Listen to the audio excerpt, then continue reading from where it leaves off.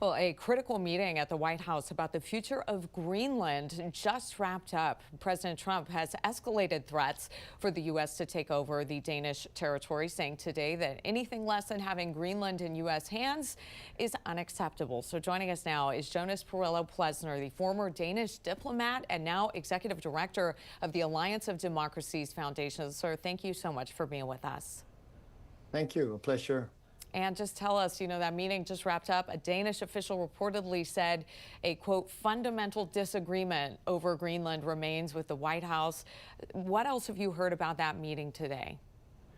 Well, what I heard, first of all, it's been a really emotional day for Danes, for Greenlanders, waiting in kind of anxiety. And so there's, I would say right now, some sort of relief in the sense that, yes, the fundamental disagreements are still there.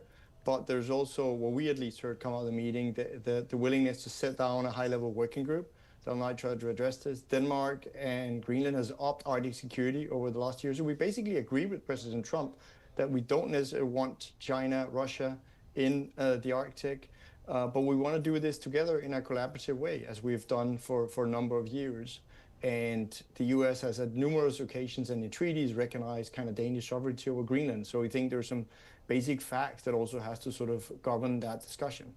Very interesting. I was going to ask, because the president has stated that the U.S. needs Greenland for the purpose of national security, do you believe that is true? Since you mentioned there that, you don't want other nations having control of Greenland, and that factors into that relief. Does the U.S. need Greenland? I think all of us need Greenland in the sense that it's an important now that the ice is melting up in the north and there will be new sea routes, so there will be lots of new opportunities, but it'll also mean that many more players would want to dominate the Arctic. And Denmark, of course, we're a NATO ally, we're a close ally of the US, so is Greenland as part of the Kingdom of Denmark. We want to just do this collaboratively. So we agree there is a security concern. That's why we also in Denmark have upped our military contributions to Arctic security. And we have all the means for increasing the U.S. presence there as well. So in that sense, we do agree with President Trump. But on the other hand, we of course think that the current construction with Denmark, Greenland together, and the Greenlandic people that works in a democracy, that they decide their own future. Talk to us, Jonas, about Greenland itself. It's a massive island in the Kingdom of Denmark. Tell us about the government structure, who Greenland answers to, the people. Just give us, if you could, a brief Greenland history lesson. Yes, very shortly. So Greenland is part of the Kingdom of Denmark. It also has its own autonomous government that's elected by free, fair, and democratic elections. There are 57,000 people on this huge ice mass, so population is very spread out, and with a long-standing connection with Denmark, but also with a very strong long-standing connection with the U.S. In 1951, we agreed this defense treaty between the U.S., Denmark, and Greenland. There's been massive amounts of U.S. soldiers on Greenland during the Cold War. Now it's much less. There is the Pituffik Air Base that the Vice President Vance visited last year, and I visited myself as well, which is part of that sort of joint defense of Greenland, also used for U.S. early warning missile defense. So we basically been used to sort of doing this together with the U.S., and that's what we aim to continue, and that's why we're relieved in Denmark that at least now maybe we can move beyond sort of the very harsh rhetoric and work together in this working group of seeing whether there are ways to make end meets on both sides. Tell us, Jonas, how NATO factors into a potential Greenland takeover. How would NATO be impacted? We've heard a lot in the headlines today.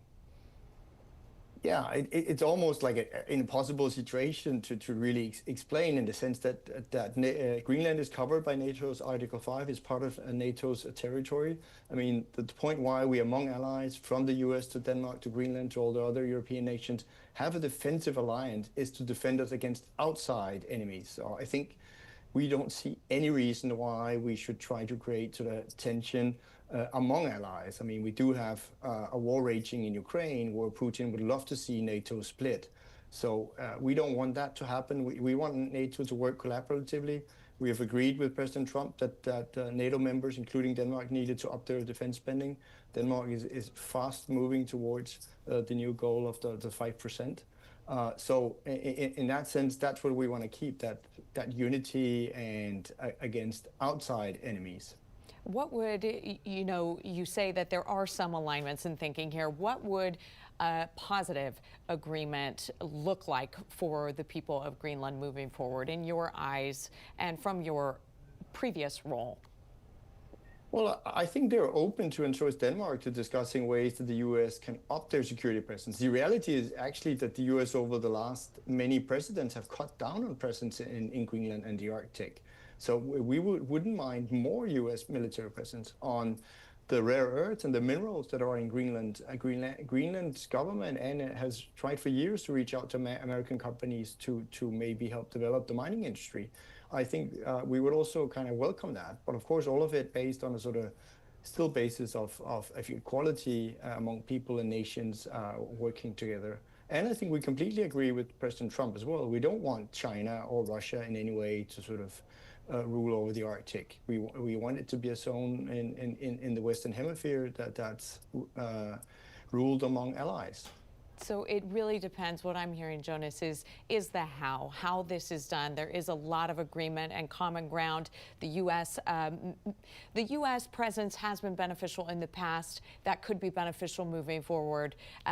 If the U.S. acquired Greenland, if there was some kind of takeover, from your eyes, what ripple effect would that send through the international community?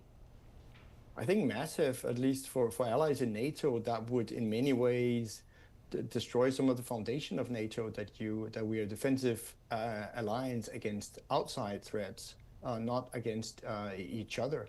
And so in that sense, that would, of course, and then for the Greenlanders themselves, this, of course, would also mean a kind of personal threat to many Greenlanders and their way of life. Jonas Parello-Plesner, Executive Director of the Alliance of Democracies Foundation. Thank you so much for joining us with your incredible insight here this afternoon. A pleasure. Thank you. All right. Take care and stay with us. We'll be right back after this quick break.